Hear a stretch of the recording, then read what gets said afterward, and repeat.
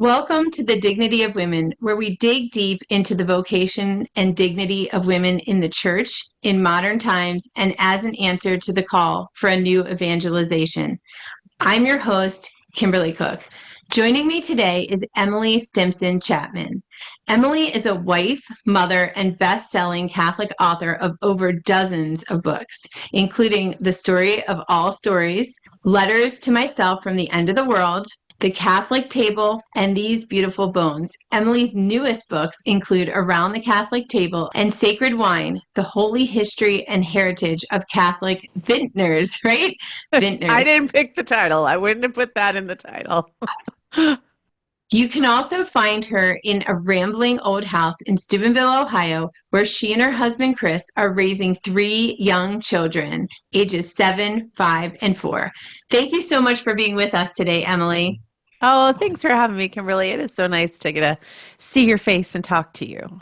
Thanks. I know. I know that a lot of people are excited about this podcast and follow you closely and read all that you have to put out there. So it's really exciting to get you at this time where you have three books coming out at the same time. Yeah, I've got the cookbook, the wine book, the story Bible, and the next spring, the next children's book with Scott will come out. So it's a lot Four. to keep straight. I don't know what I'm talking about from one interview to the next right now.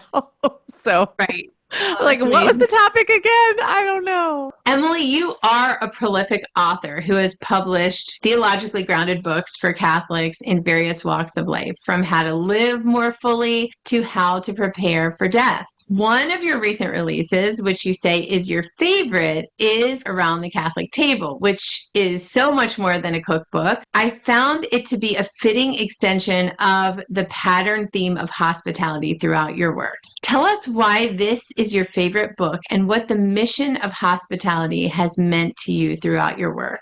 So the book's history is really what makes it my favorite. And it began as a fundraiser 5 years ago when we were in the process of adopting our second son. I've had a food blog, I've hosted, I've done a lot of cooking, and people like my recipes, and was always getting asked for a cookbook. And I was like, well, I'll write a cookbook and we'll give it to anybody who contributes $10 to the fundraiser. And of course, I'm a writer, so I couldn't just write a cookbook. I also included a lot of essays on hospitality.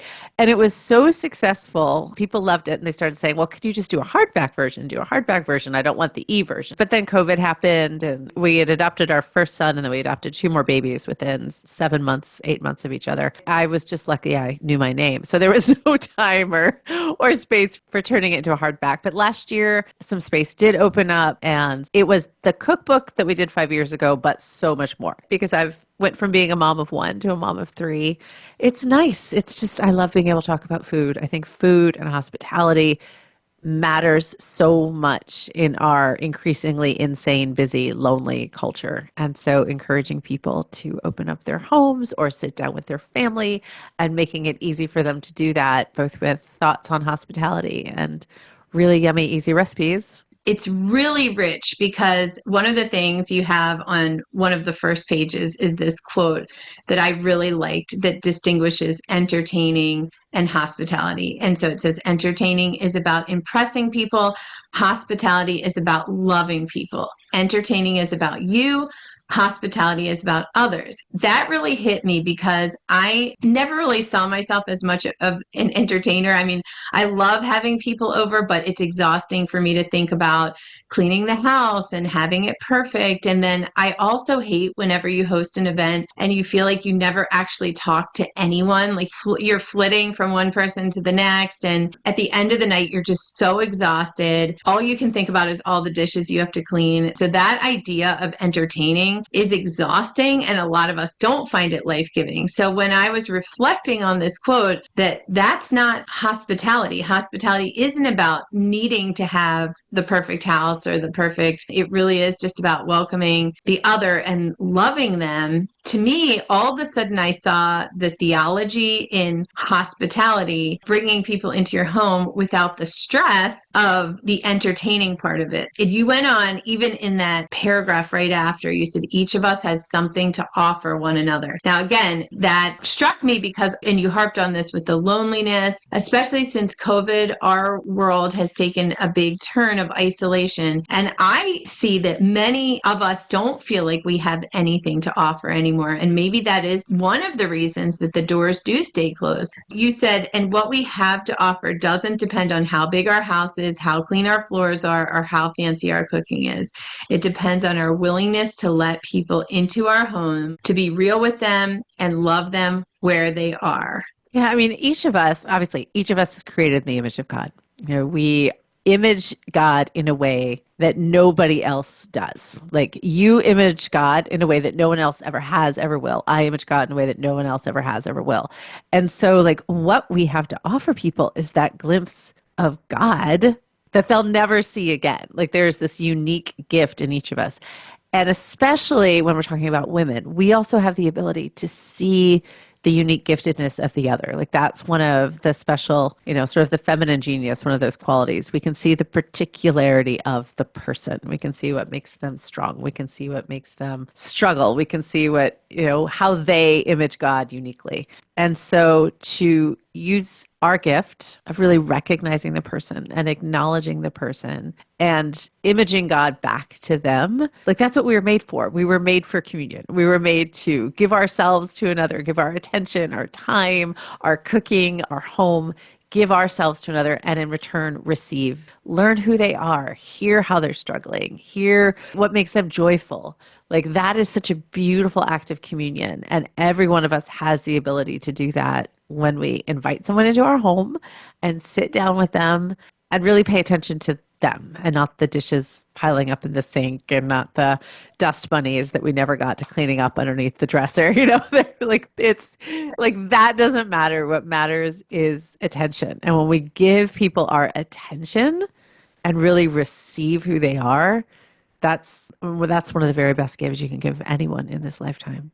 Right. That's so great. And thank you for just clarifying that and also just affirming that all of us do have something to offer, right? We all have the ability to meet other people where they are and to draw them in and to show them that they mirror Christ and allow them to see the glimpse of Christ in us as well. And I think that's something that is largely fading from our culture is this belief in that on both accounts as we brush past people quickly without recognizing their humanity and everyone's connected to a device. Eye contact is diminishing. So it's so good to hear the richness of this, what you've included in this work of hospitality. And again, I see reflections of that in a lot of your work. And I personally have become fascinated with recent trends among Catholic communities to combat loneliness through opening up their homes for meals and fellowship. This has included soup potlucks and messy dinner parties. And you had mentioned the statistic that 53% of people do not even have one close friend who's not related to them,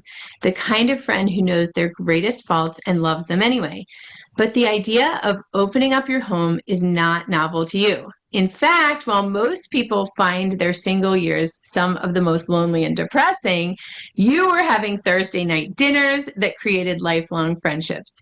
Tell us about the Thursday night dinners and how, as a wife and mother, you still keep that hospitality alive in the neighborhood. Thursday night dinner started when I was in grad school and I was living with a house of women, and we had a group of guys who were living together. A couple of my roommates were dating the guys in that house. We were all friends with them, and they kind of thought they were going to start coming to our house every night for dinner. We were going to feed them every night. We're like, okay, no. We cannot afford, nor do we have the time to feed you guys every night, but we'll feed you on Thursdays. Like Thursday nights, you are welcome to come over. And from there, it just expanded and grew because every time we would meet someone, we'd say, hey, come on over on Thursday nights. We all get together and have dinner. And as people started getting married and having families and we're still staying in town, it grew and it grew until there were nights, there was easily 50 people in my little 1,800 square foot house. It was just filled with people on the porch and the basement. There were children everywhere. And it was so beautiful and so wonderful and such an incredible season because every week that's what we knew we were going to do. I think one of the things people often say they want community. They do want community. They're made for community. But community takes work. Like community takes commitment. You have to prioritize it over other things in life. And during that season, what was so beautiful is we all prioritized it. Like there was so many other things going on. There were babies being born and soccer games and work deadlines. but we knew that community mattered. And so it was a priority. And today, everybody has a million children, so it'd be impossible on a weekly every Thursday night to have everyone. But we have friends over. I mean, we have one family over every single week for dinner. We're going over to someone from Thursday Night Dinner's house tonight. They had us over last weekend. We had friends over. I would say once or twice, at least once a week, usually 2 times a week, we have someone over for dinner. It is part of our family culture. My kids will say, "Who's coming over for dinner tonight?" And they're always disappointed when we say nobody. They're even they're also disappointed when we'll tell them who, and they're like, "Do they have any kids?" And I'm like, "No, they don't have Right. kids." I'm like, "Oh, darn it." Or if they have kids, they're so excited. My kids love welcoming new kids into our home. But my whole family is now part of this. Like when my husband and I married, he felt very strongly like God was calling us to a charism of hospitality. All Christians are called to practice hospitality. It is a command of the New Testament. It is not optional. There's definitely levels to which people practice hospitality. Not everyone can have someone over multiple times a week. Not everybody's going to have large events where there's 50 or 100 people at their house.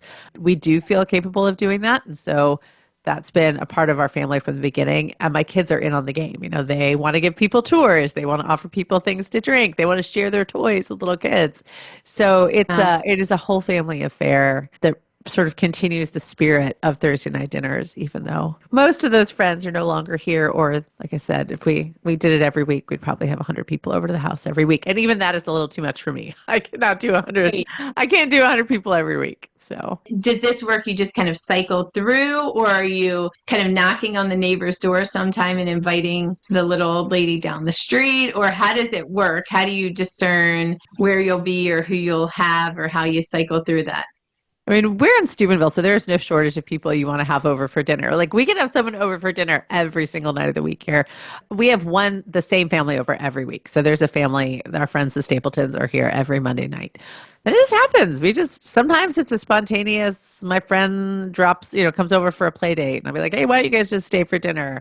See if, your husband wants to come." Or we'll be talking to a family at church, or my husband will run into somebody, and there's no shortage of people. We just have a habit of it. I don't know how to say. It's like, how do you have a habit of making small talk with the person at the grocery store? Like you just do. So it's not even an effort. There's times you're like, "Oh, I'm tired." When it's an effort is right before they come. And there was work you had to walk away from. And the house is the house that it is with small children. And you're tired and you're like, "Gosh, it'd be nice just to watch whatever we're watching on TV after we get the kids down." But it's always worth it. And I know that no matter how tired I am right before the party, there's never been a time where people have left. I'm like, "Oh my gosh, why did we do that? That was so stupid."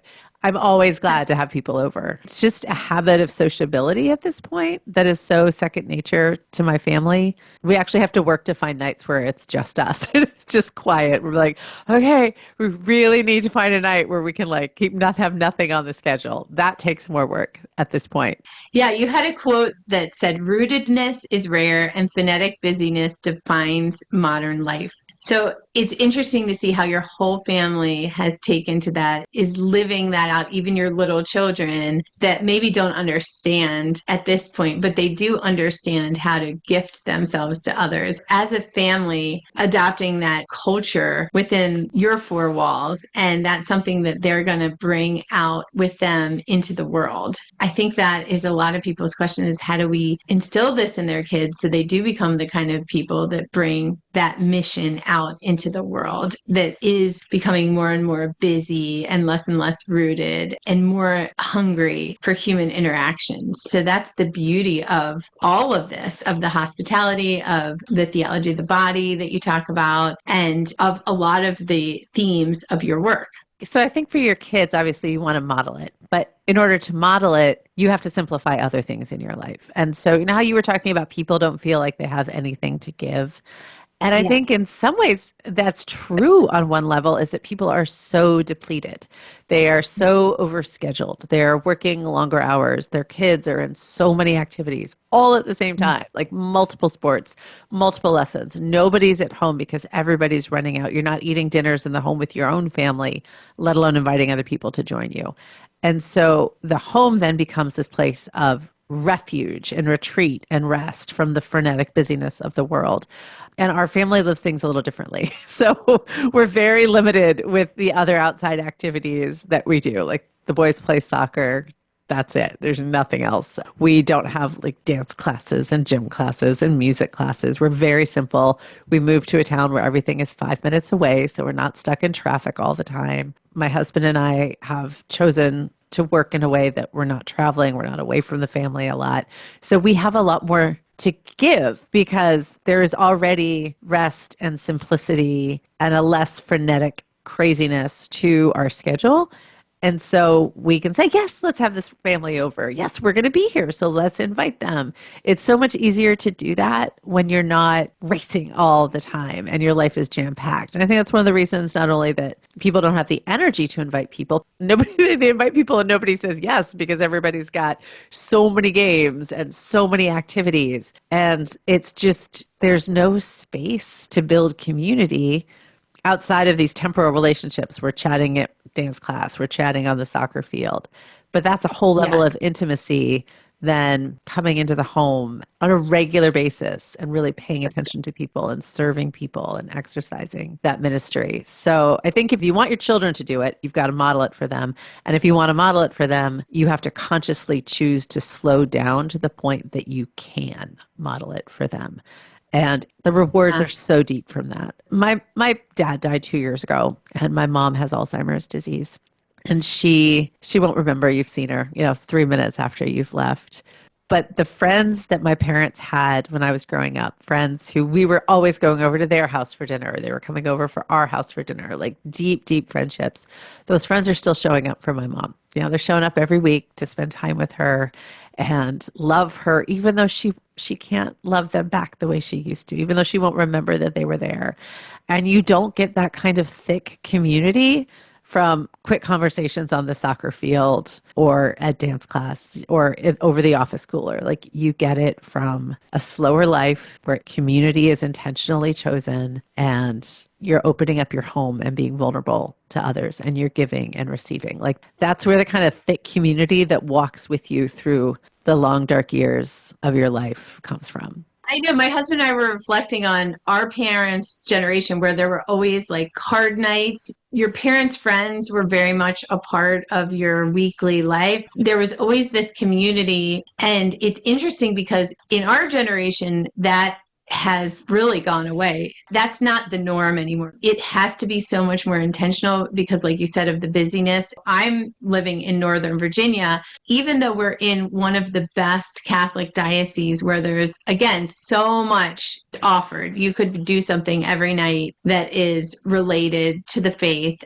What I noticed, though, there is this struggle where people overcommit to so many things because there's so many good things to be part of. Nobody feels connected. And so I think, like you said, there is a lot of just talking as you drop the kids off or pick them up, but there's nothing deeper that's formed. We have a parish that is a beautiful parish with a lot of huge families, but I was talking to the deacon a few months ago and he said, I hear so much about isolation and loneliness. And so he's like, I always wonder how we have such a big parish with so much going on and everybody feels disconnected. So I think that speaks to what you were saying. And it's hard because you live in Northern Virginia and there is traffic and people are spread out and commutes are longer as people are going, to and from, because I lived there right after college. That's one of the reasons we left Pittsburgh 2 years ago almost now and moved back to Steubenville was because we loved our parish in Pittsburgh, but it was a 20-minute drive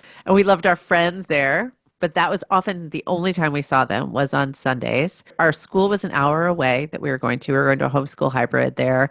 We were driving over an hour for that. Our friends were spread out all across the city.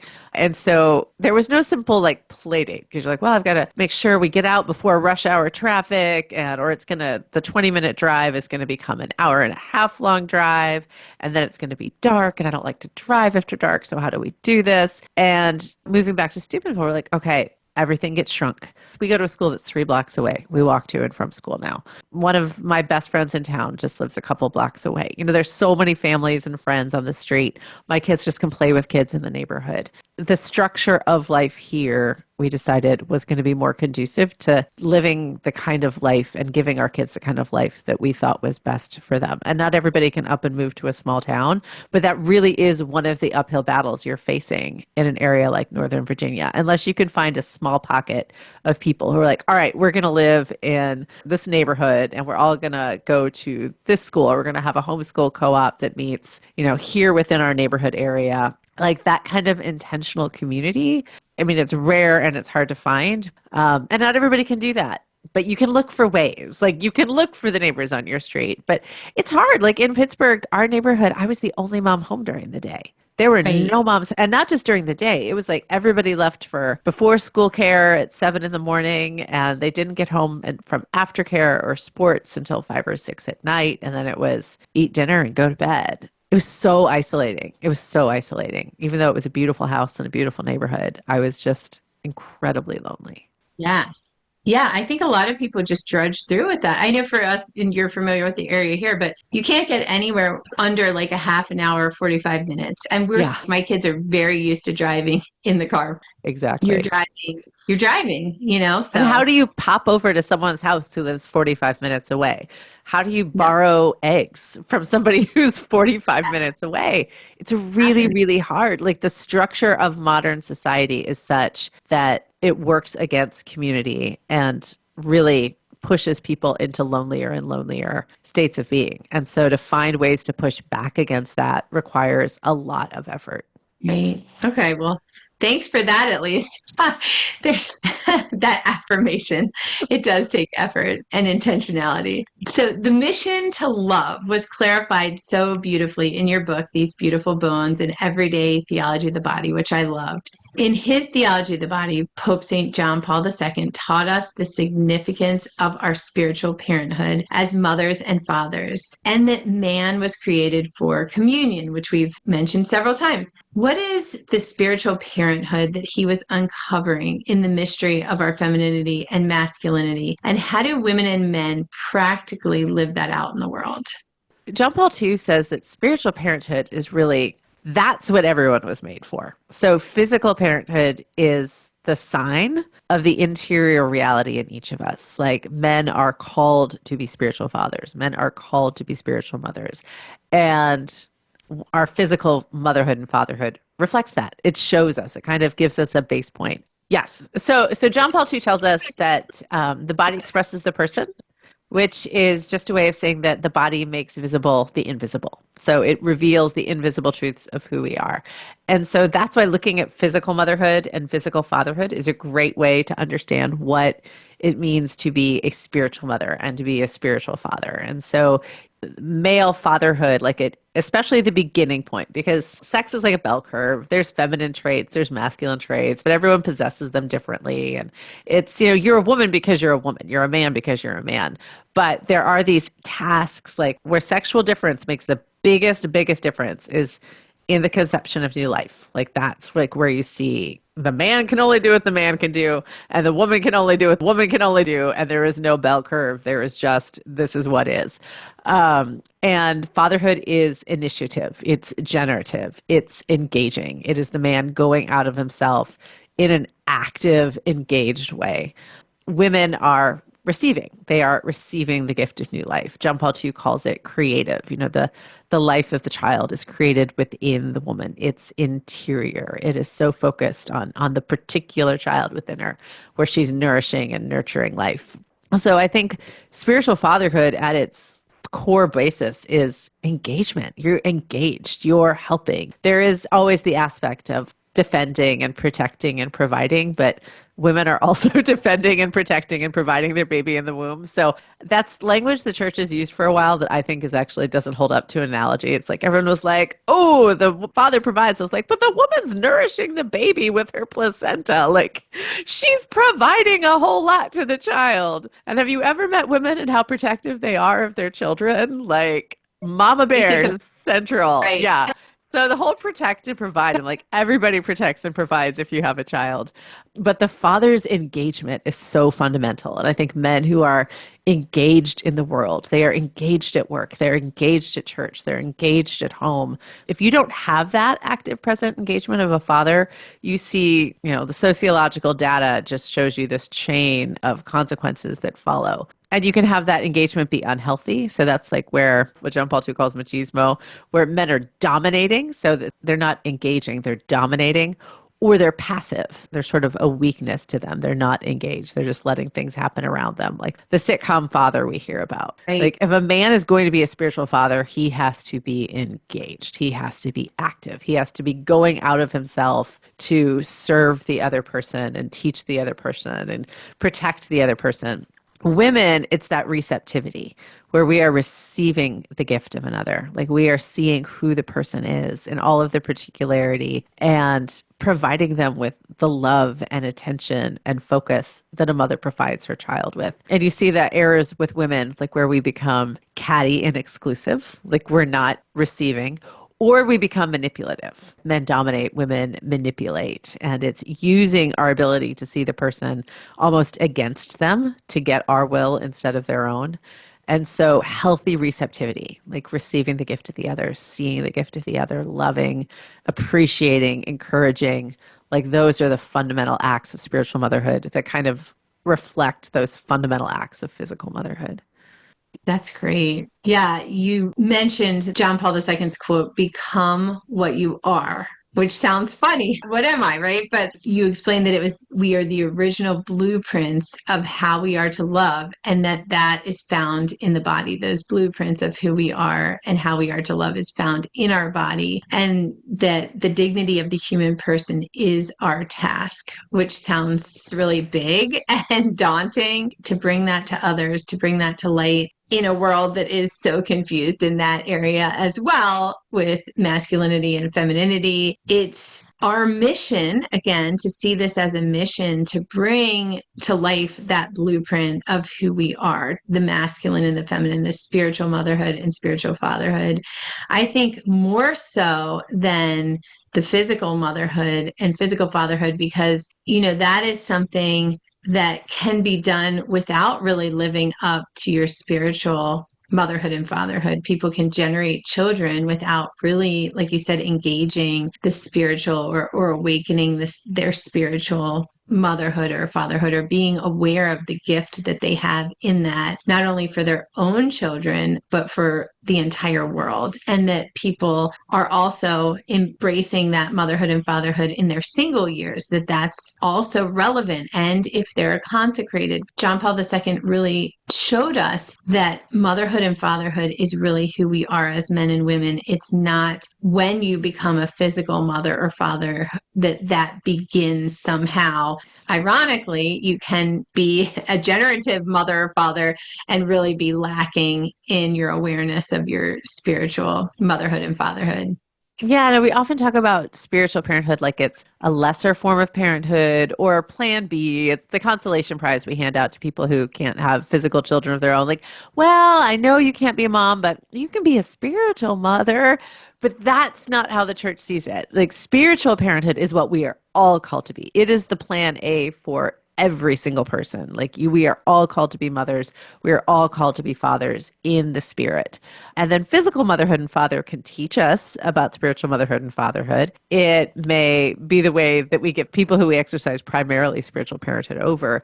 But like, that's the point. The point is not just to have babies, but to educate them, to rear them, to form them, to lead them to Christ, to give them the foundation that the love and the affection and the encouragement and the discipleship and the guidance. That is what we're all made for, and we are all called to. It's not a consolation prize. Yes, yes. And again, you can be a physical mother and not really be embracing that spiritual motherhood, and that is problematic. There is a deficit in the spiritual. So that's always something to be nurturing, aware of, and trying to cultivate within our own hearts, to remind ourselves that this is primary. This is a primary mission, to embrace that spiritual motherhood or fatherhood that we have. I like how you also point out that hospitality is not only a feminine virtue, but men also need other men to invite them alongside them to learn, grow and partake in fellowship. So again, we see that masculine genius. This isn't only limited to the feminine. Iron sharpens iron, we're told in scripture. Men also need to practice this gift of hospitality because there are men who need other men to walk alongside. St. Paul says in scripture multiple times that men, so in the early church, men could not be considered to be a bishop. You could never ordain a man a priest, a bishop, if he hadn't shown hospitality. Like that was just the baseline. Oh. Yeah, I mean, we think of it as a feminine virtue, but again, when you go back to thinking of masculinity as engagement and femininity, spiritual motherhood as receptivity, you see how those two match so beautifully in the practice of hospitality in the home. Like what my husband and I do together allows us to be more hospitable because he is engaged and I am receiving, and we're serving in that way to the people who come into our house, including our children. Yes, yes. So you task women with needing to be receivers in living out spiritual motherhood by receiving everyone God sends to you. You said in this fast-paced, ruthless culture, so many men and women need a place to belong, a home where they're known and loved. It falls to us to give them that place. I love that quote. That is one that stuck with me from your Theology of the Body, These Beautiful Bones. And again, it falls to us to give them that place. I really like the fact that you're talking about being receivers of everyone that God puts into our life. It goes against that exclusivity, how women can tend to go from one extreme to the other when there's a lack of virtue. You know, the pendulum can swing too far in one way or the other. It's these little moments that are opportunities that God is maybe sending us to offer consolation or a mini theology of the body just through our expression and our life and the gift of ourselves. Little moments where we're not on our phones or where we are able to be receptive. That person needed that gift of you, and you never know who God's going to send. That's great. That's such a good observation.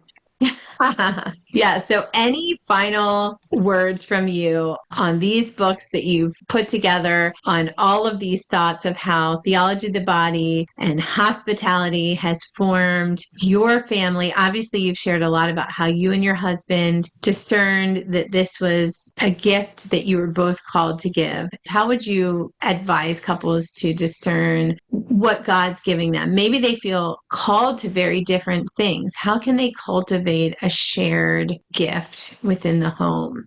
Gosh, that's a great question. You should have Father Timothy Gallagher on your show and ask him that question because he's so much better about discernment than I. Everything I know about discernment, I learned from Father Timothy Gallagher. But he has a couple of wonderful books, Discerning the Will of God and The Discernment of Spirits. He has more, but I think those are both really helpful for a couple to look at. I mean, for my husband, again, everyone has to exercise hospitality. Everybody has to give to the poor. Everybody has to form their children in the faith. Like there's a baseline expectation for Christians that we all have to do this. It's not just like the people who have a special charism of, financial stewardship. Mm-hmm. They're the only ones who have to be good financial stewards. Like they help teach us how to be better financial stewards of our resources. And I think hospitality is a little like that. Like people who have a really natural charism of hospitality can show us ways that we can practice it within our own limitations. So there's sort of two questions baked in there. One, to figure out how you can practice hospitality as a couple is you have to sort of look at what you think are your limitations and say, are those limitations or those excuses? Like, am I scared that people are going to judge my house? Am I scared they're not going to like my cooking? Do I have this idea of hospitality that's not actually hospitality at all? So you have to kind of clear out the cobwebs and the fears and then say, okay, but no, we have twin newborns and me hosting a dinner party does not seem like a very realistic proposition right now. So given the limits that we have, what can we do? Can I provide a meal gift card to another mom who's struggling? Can I invite one person over for coffee? Can I just accept the offer of somebody who says they want to come to my house and do my laundry and let them into my house and let them do that? And I'll give them a cup of coffee for doing my laundry. Like there's ways we can all practice it within our limitations. Once you get past hospitality to sort of the bigger charisms, I can tell you how my husband and I did it. Like we would say we have, for our family in particular, If we were a religious order, like the Franciscans or every religious order has a charism, we would be ordered toward generosity, hospitality, and teaching. Like those are sort of the charisms of our family. They're things we really love to do. They're things that come naturally to us. They're things that we see a lot of fruit from. Like people respond to those aspects of our family life. So you sit back, what do we love to do? What do we feel called to do? What efforts where we feel like we're not putting in that much work, but then there's these fruits coming out of it? Like that's sort of the natural charisms of your family. And then praying over those, getting feedback from others, and then really saying, all right, how in our life can we simplify our life so that we have the time and the energy to really live out these vocations that God has put on our hearts? I think so many people cannot, it goes back to what I said about simplifying our lives. So many people cannot see reality clearly because they're letting the culture form them and how they're supposed to spend their time and what is important. Like, what are our priorities? Where does our time go to? What must we do? And I think Catholics have to just put the brakes on the cultural expectations and the cultural pressures and say, we are getting off this train. We are going to go live in reality with the church. And that means living a very different way. And then when you do that, you're like, oh yeah, God really blessed us with this particular desire to do it. And this is a charism. And we weren't able to see that or live it because we were so busy having all of our kids in 5 different travel sports. Or I thought that I had to have this job where I made so much money. And so I was always gone from my family and never home. Those are things I think Catholics really have to be serious about. Like if the world is forming you, you are not living in reality. To see the world as a Catholic is to see reality. And the world wants us to see reality one way. It wants us to see the life one way. And I think the process of growing in faith, of being truly educated as a Catholic, is to be coming out of seeing the way the world sees it and to see it with Catholic eyes, which is to see it as God sees it. Hopefully there's a lot of real estate open in Steubenville because people might. There's a lot of there are other places besides Steubenville. There are wonderful Catholic communities all around the country. Steubenville is its own unique place, but yeah, I do think that and even within, like, all right, we have to live in Fairfax because my parents are in Fairfax and we're caring for them and they're elderly. How within those confines, those limits that are put on us, do we say, but we're not going to do this. We're going to seek out like-minded people at church. We're going to seek out like-minded people in the neighborhood. We're going to pray a novena every day for 9 months, asking God to send another family into our neighborhood that we can really start to build community with. Right. To really be praying for it and being patient. I was in the Pittsburgh wilderness for years. It took me years to make community in Pittsburgh. And even when we did make it, it was so spread out. I mean, there are always dry seasons in people's lives. But to continually go before the Lord and be like, I don't see how this is what is good for our family. I don't see how this is what is good for our children. Show us another way. Help us find the way. And just to keep going back to Him. Like you said, prayer, novena, and you even talked about how you prayed so hard for your husband. You were begging God in dry seasons as well. That's actionable, something that you can keep on returning to the Lord, kind of simplify and say, okay, here we are, Lord. We're simplifying, we're listening, we're open, we're knocking on the door. We're not going to go away, right? I know, like, be the persistent widow. Be the persistent Right. widow and nag God to death. He can take it. Like he can totally take it. No, but I think community takes time too, even in Steubenville. I mean, most people we invite over, they don't invite us back. Most people we invite over don't become our best friends. It might take 50 invitations to somebody. Like you invite someone every week for a year to your house for dinner before you meet the family that you completely click with. And you're like, oh, here's the new cornerstone of my community. This is my people. Things that are worthwhile in life are not usually handed to us on silver platters. It takes work to grow in virtue. It takes work to build a healthy marriage. It takes work to love your children well and form them. It takes work to build a career. It takes work to get a degree. It takes work to build community. It is not just something that you stumble into. You're like, all right, here's this community. I mean, sometimes it does, but most of the time, it takes a lot of work and it takes vulnerability and it takes practice and humility. But like everything good, it is so worth the work. When you start building that kind of thick community, like, okay, all those invitations we handed out that weren't accepted or that they didn't follow up, this was worth it for these friends and this community that we're starting to build. I know. I can't believe anyone would ever reject an invitation after looking through the cookbook. I mean, even just to come over. And I have to say, I don't think I've ever tried risotto. Oh, you have to try it. I'm like, I need to try this. Sounds like some kind of miracle food. It's just peasant food at its best. Italian peasant food. So good. Yeah. You have been missing a lot.